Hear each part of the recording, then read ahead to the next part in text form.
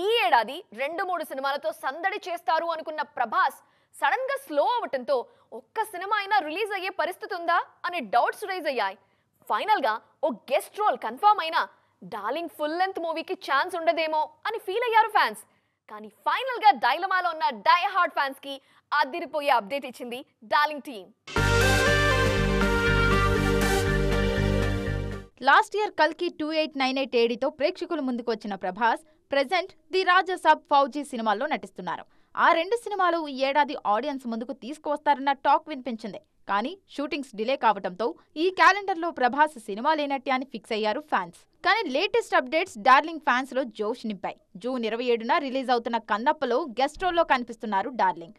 అదే సమయంలో మరో బిగ్ రిలీజ్ కు రెడీ అవుతున్నారు. చాలా కాలం తర్వాత ప్రభాస్ చేస్తున్న కామెడీ ఎంటర్టైనర్ ది రాజా సాబ్ ను డిసెంబర్లో రిలీజ్ చేసేందుకు ప్లాన్ చేస్తున్నారు. Already shooting, post productions works final stage కు వచ్చేయడంతో రిలీజ్ డేట్ మీద దృష్టి పెట్టారు మేకర్స్. దసరా సీజన్లో టఫ్ ఫైట్ ఉంది కాబట్టి డిసెంబర్లో డేట్ లాక్ చేయాలని భావిస్తున్నారు. పుష్ప 2 సినిమాలు రిలీజ్ అయిన డిసెంబర్ 1st వీక్ లోనే ది రాజా సాబ్ రిలీజ్ కు ముహూర్తం ఫిక్స్ చేసే ఆలోచనలో ఉంది డార్లింగ్ టీమ్.